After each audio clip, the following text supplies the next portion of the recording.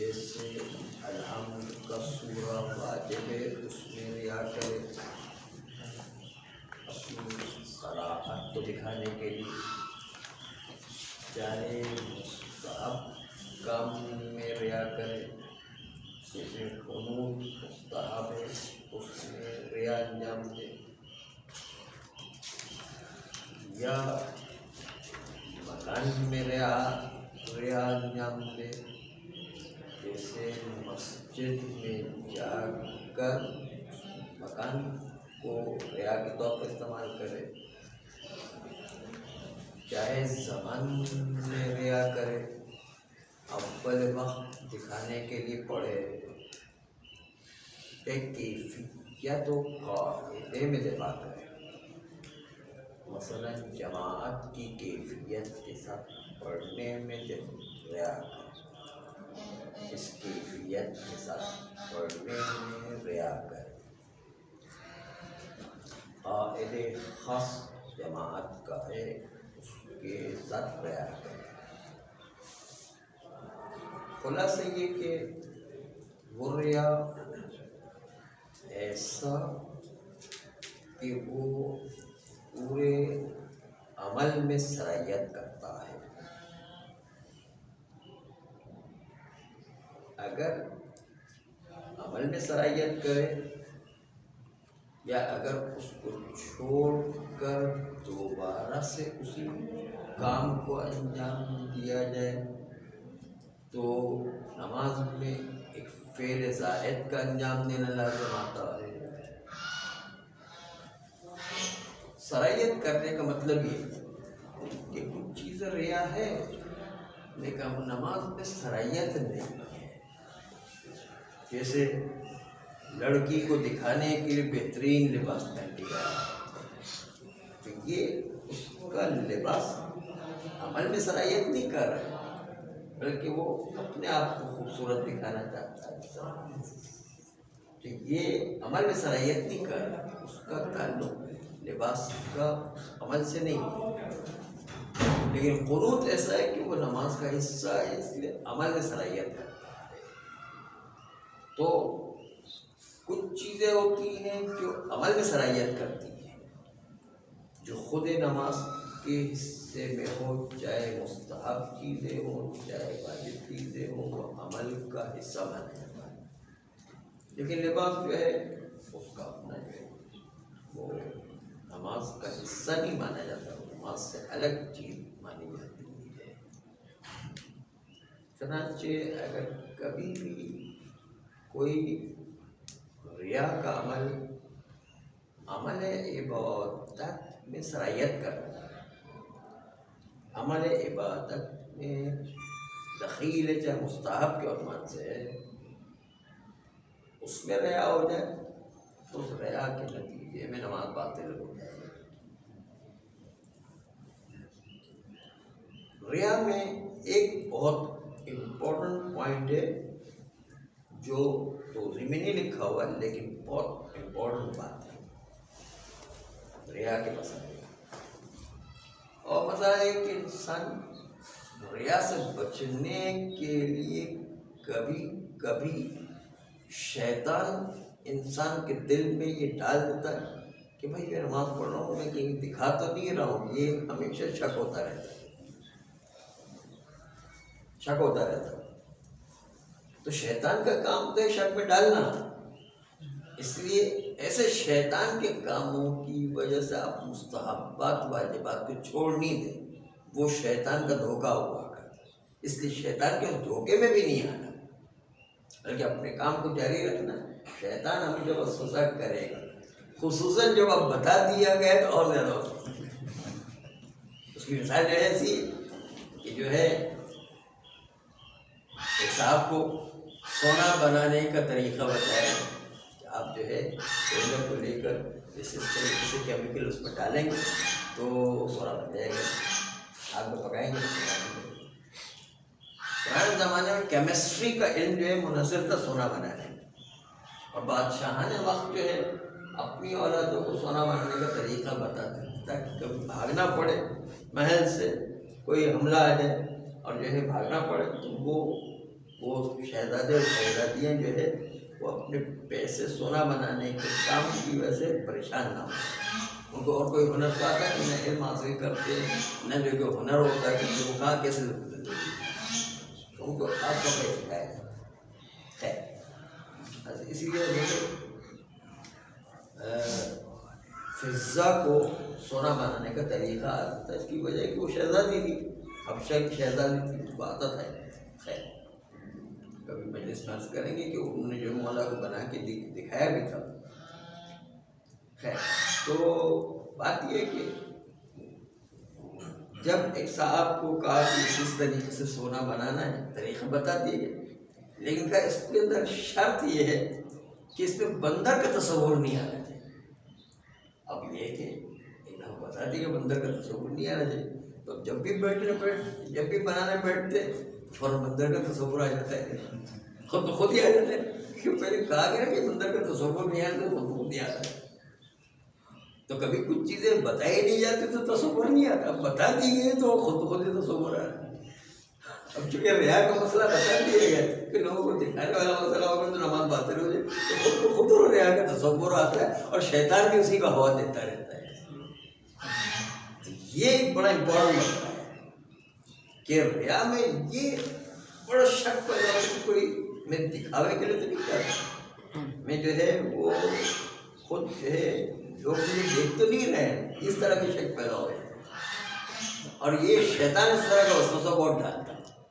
اس لیے اپنے مستحبات کو شیطان کے وسوسے کی وجہ سے چھوڑ نہیں دینا ہے،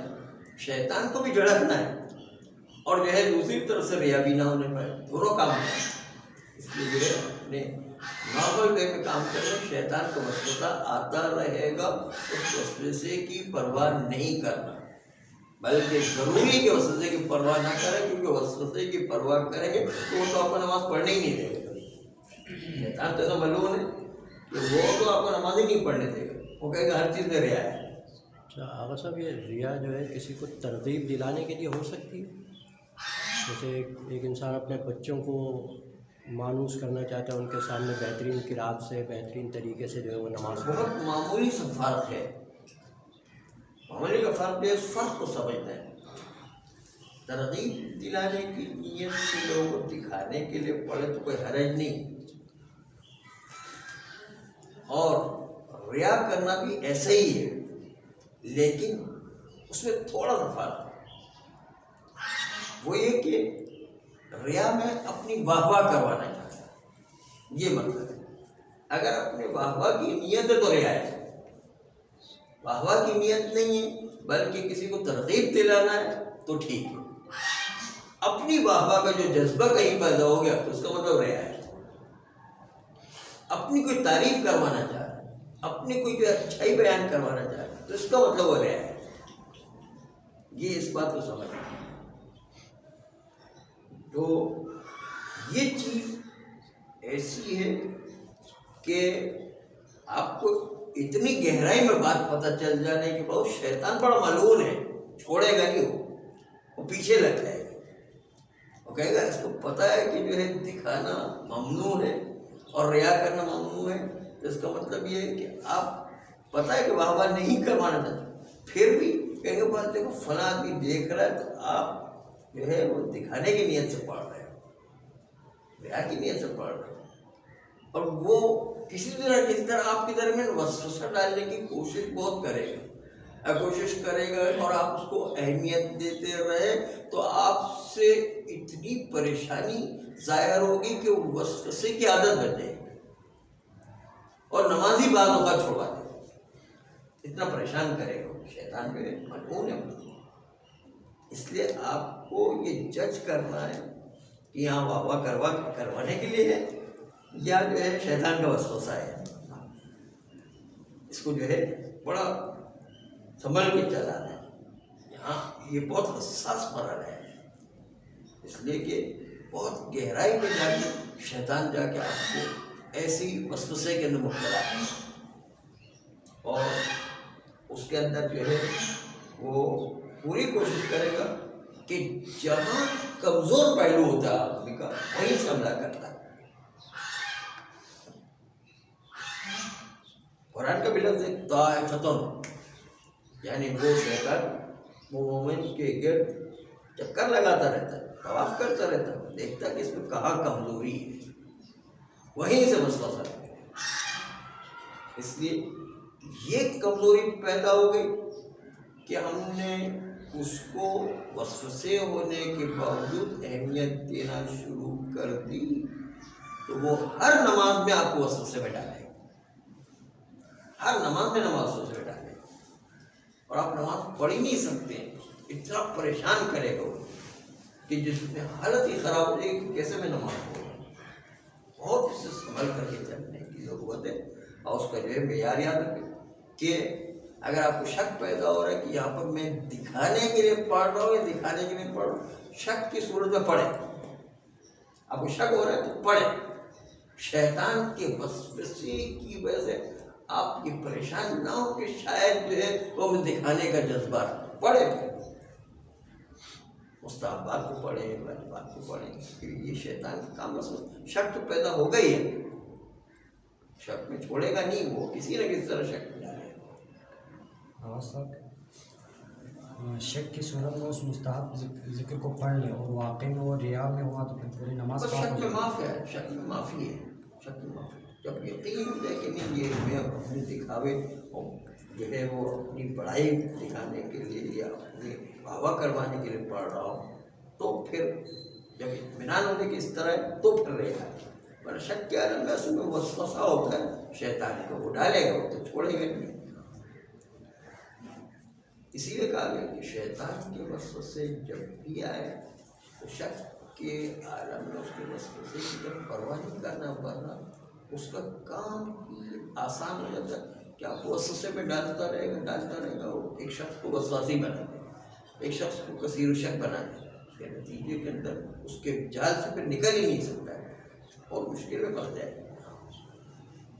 وہ صرف ریا کے مسئلے میں نہیں، وضو میں جو ہے وہ بھی ریا، وضو میں بھی جو ہے وہ انجام دینے کے صحیح انجام یہ ہے، وضو یہ نہیں جو ہے چہرہ صحیح تو ہے نہیں، صحیح تکبیرۃ الاحرام کہی ہے نہیں، صحیح نیت ہوئی ہے نہیں، ہر چیز میں جو ہے وہ ایک دم وسوسے میں ڈال دیتا ہے، پریشان ہو جاتا ہے اگر اس کو اہمیت دینے لگ جائے۔ جیسے شک کی پرواہ نہیں کرنا، شک ہمیشہ ہوگا، شیطان وسوسہ ڈالے گا، وہ اس کا کام ہی یہی ہے، شک کی پرواہ نہیں کرنا۔ جب تک اطمینان نہیں ہو جاتا تب تک چھوڑنا نہیں ہو سنبھالنا، ورنہ وسواسی ہو جائیں گے۔ ابھی سے ہم بتا دیں کہ یہ مسئلہ اتنا حساس ہے کہ وسواسی ہو جائیں گے یا کثیر شک بن جائیں گے اور اس سے بہت بڑا نقصان ہو، تو آپ زندگی بھر اس میں پھنسے رہیں گے۔ اتنی خطرناک بیماری ہے۔ لیکن مسئلہ یہ ہے سر، صحیح ہونے پر بھی تو وہ مطمئن نہیں ہوتا ہے نا، کون مطمئن نہیں ہوتا؟ مطلب جو تھوڑا سا جیسے کہ غسل میں شک ہوتا ہے تو صحیح ہوا ہے یا نہیں، اتنا مطمئن نہیں ہو پاتے۔ بس ٹھیک ہے، مطمئن نہیں ہے، شک کی صورت میں انجام دینا کافی ہے۔ پہلے مطمئن نہیں ہو، مطمئن ہونا ضروری ہے، شک کے عالم میں انجام دینا کافی ہوئی کافی بس۔ اس لیے کہ الاحتیاط فی ترک الاحتیاط، وہاں پر احتیاط یہ کہ احتیاط کو ترک کر دیے تاکہ انسان وسوسی اور کسی شک والا نہیں بن جائے، کیونکہ احتیاط کرنے جائے گا تو وسواسی بن جائے گا، اس لیے اس احتیاط کو ہی چھوڑ دیں۔ وسواسی بننے سے بہتر ہے کہ انسان احتیاط کو چھوڑ دے، بس کافی ہے وہی کافی ہے وہی حد تک، اس سے زیادہ نہیں ہوگی، کیونکہ اس میں خطرہ ہمیشہ رہتا ہے کہ وہ زیادہ احتیاط کرنے جائے گا تو اس کا نتیجہ وسواسی بن جائے گا، وہ ہے طبیعی طور پہ اس طرح۔ وہ اگر احتیاط نہ کرے تو صحیح ہوگا اس کا عمل، اگر خراب ہو اور وہ احتیاط نہیں کر رہا تو وہ قبول ہوگا عمل؟ ہاں، اللہ کی قبول ہے کہ ہم جو واقعے کے مکلف نہیں، ہم ظاہر میں ہمارا جو وظیفہ تھا اس پر عمل کرنے کا۔ اس کا واقعہ ہے کہ ایک باپ نے وہ غسل کیا تھا، بیٹے نے کہا کہ وہ کمر کے پیچھے جو سوکھا حصہ رہ گیا، تو امام نے کہا کہ کیوں بتایا؟ وہ ان کی لحاظ سے اپنا اطمینان تھا کہ میں نے غسل کر لیا، کافی تھا اس کے لیے، آپ کو بتانے کی ضرورت نہیں تھی، کیونکہ انسان واقعے کا مکلف نہیں، ظاہری جو اس کا وظیفہ ہے اس پر اطمینان ہے، وہ کافی ہوا کرتا ہے، بتانے کی ضرورت ہے کہ آپ کو یہ چیز غلط ہو گئی۔ تو نقطہ آپ نے ملاحظہ فرمایا کہ شیطان جب تک کہ آپ شک میں ڈالتا ہے تو شک کی پرواہ نہیں کرنا ہے، اور اطمینان کی حد تک ریا نہ ہو جائے تب تک آپ کو اس کے شک کی پرواہ کیے بغیر اس مستحبات و واجبات کو انجام دینا ہے، ورنہ کثیر و شک اور وسواسی بننے کا بڑا خطرہ ہوتا ہے۔ اس خطرے سے نمٹنے کا طریقہ یہ ہے کہ شیطان کو جھڑک دیں، اور جھڑکنے کا طریقہ اس کو شک کی پرواہ نہیں کرے، تو پھر شیطان یہ کہتے ہوئے بھاگے گا، روایت کا جملہ ہے کہ شیطان یہ کہتے ہوئے بھاگے گا اب تو یہ میری بات سنتا ہی نہیں، تو میں اس کے پاس رہ کے کیا کروں، وہ یہ کہہ کر بھاگتا ہے، کیونکہ اس کی شک ڈالنا اس کی طرف سے ہوتا ہے، کہتے ہیں یہ میری بات ہی نہیں سنتا ہے، تو میں جو ہے اس کو بہکا کے کیا کروں، میری قابو میں ہی نہیں آ رہا ہے۔ جب شیطان جو ہے مختلف قسم کی رسیاں لے کر کے جا رہے تھے، شیخ مرتضیٰ انصاری جو ہے رحمۃ اللہ علیہ ان کے پاس جا رہے تھے، کسی نے کہا بھائی یہ شیطان صاحب آپ اتنی ساری رسیاں کس کے لیے؟ کہا یہ جو ہے میں رسیاں لے کر جا رہا ہوں تاکہ کسی مومن کو قابو کروں کہ کس طرح اسے باندھ کے قابو کروں۔ اب جو میں شیخ مرتضیٰ انصاری کے لیے اتنی موٹی رسی لایا ہوں تاکہ وہ قابو میں آئے، وہ قابو میں نہیں آ رہا۔ جب بھی جو ہے کام کرتا ہوں ان کو کبھی بہکانے کی کوشش کرتا ہوں کہ آج لوگ جو ہے نماز میں بہت زیادہ ہیں، وہ ان کے ذہن میں ڈالنے کی کوشش کرتا ہوں تو وہ نماز جماعت ہی پڑھانا چھوڑ دے تو بھاگ جاتے ہیں۔ کہتا آج آپ کے درس میں جو ہے بہت لوگ آئے ہوئے ہیں اور بڑے بڑے لوگ آئے ہوئے ہیں، یہ کہہ رہے تو درس پڑھانے ہی چھوڑ دیتے ہیں۔ کتابوں کے اندر جو ہے بہکانے کی کوشش کرتا ہوں، وہ کتاب جو ہے وہ لکھنے ہی بند کر دیتے ہیں، تو میرے خوابوں میں ہی نہیں آ رہے جس طرح، تو وہ تو یہ سارے رسی توڑوا لیتے ہیں۔ سامنے والے نے کہا اچھا آپ سب کے لیے جو ہے رسیاں لاتے ہیں، میرے لیے کون سی رسی؟ آپ کو رسی دینے کے لیے آپ پہلے جو میرے راستے پر چلتے ہوئے یہ ہوتا ہے قابو کرنا، اس کے لیے رسی ڈالتے ہیں، قابو نہیں کرنا اس کو رسی کی کیا ضرورت ہے؟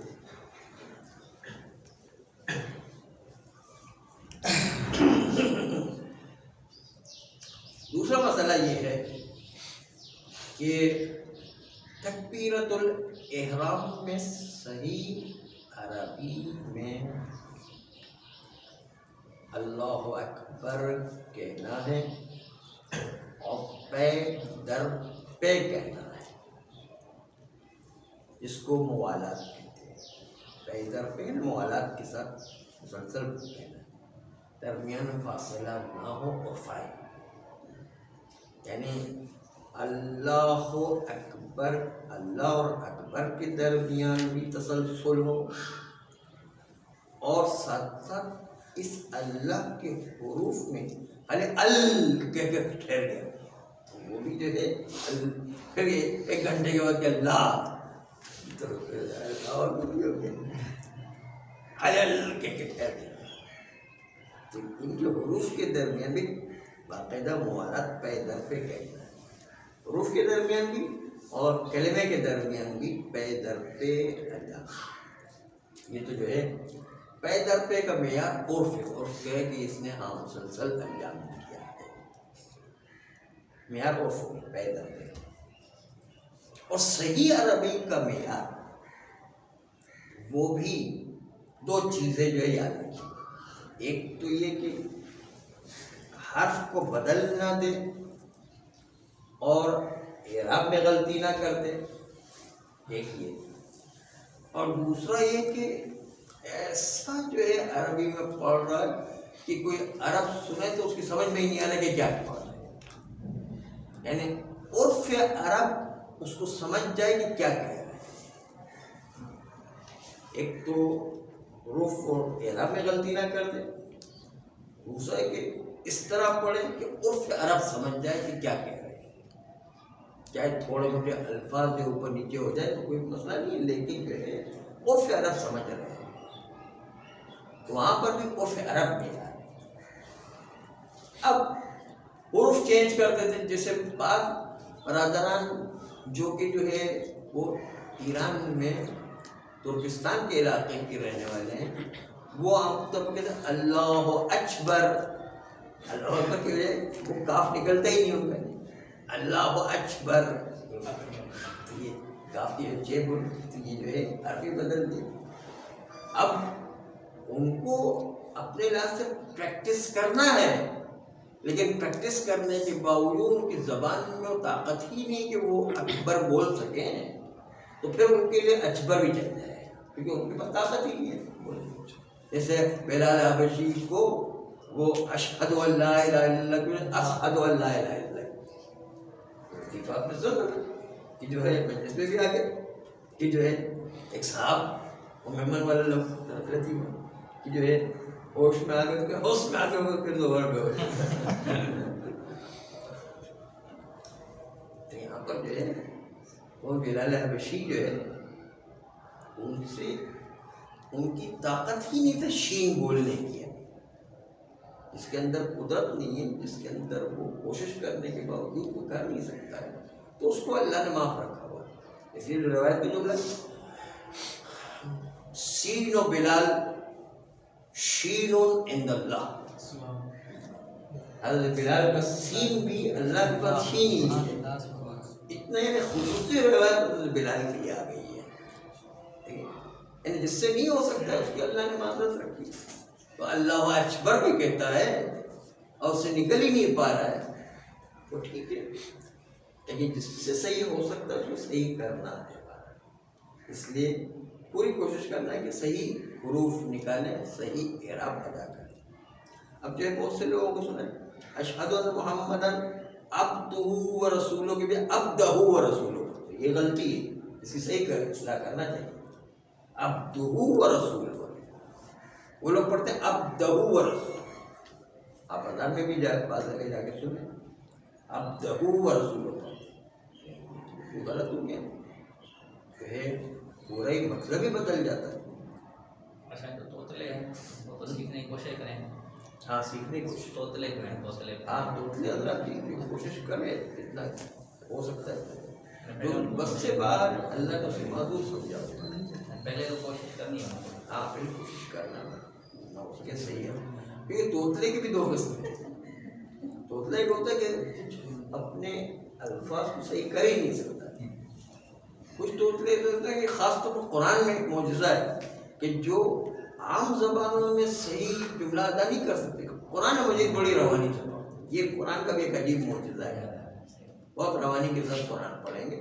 باقی چیزیں ان کو نظر نہیں آتی، بہت سے نابینا ایسے ہوتے کہ ایسے نظر نہیں آتے ان کو، لیکن قرآن کے الفاظ جو نورانی ہیں وہ ان کو نظر آ رہے ہوتے ہیں، یہ بھی عجیب ہے، دیکھنے میں بھی اس طرح ہے کہ ان کو قرآن کے الفاظ نظر آتے باقی میں نظر نہیں آتے، قرآن کے اندر روانی ہوتی باقی کہیں روانی نہیں ہوتی، یہ قرآن کا بھی اپنا ایک معجزہ ہے۔ عقلے میں بھی یہی چلے، جی جو عقلے ہیں عقلے، ہاں قرآن میں بھی اسی طرح، توتلے سے جو ہے وہ خود بخود باتیں ہیں، تو عرض کرتے ہیں کہ اس میں انسان کو اس میں اللہ اکبر کہنے میں بہتر یہ ہے کہ اللہ اکبر آگے کی دعاؤں اور اقامت سے بھی ملا نہ دے، بہتر ہی کہ نہ ملائے، جیسے جو ہے کوئی اقامت کہتے ہوئے آخری حرف سے اللہ اکبر کو اس نے ملا دیا، یا دعا کہتے ہوئے جو آخری حرف سے ملا دیا، تو بہتر ہے کہ اس کو الگ رکھا ہے، ویسے اللہ اکبر کو پیچھے یعنی بعد والے بسم اللہ الرحمن الرحیم سے بھی نہ ملا دیں، بہتر یہی کہ دونوں کا الگ ہے، خاص طور پر واجب نماز میں زیادہ خیال رکھنا چاہیے۔ صلی اللہ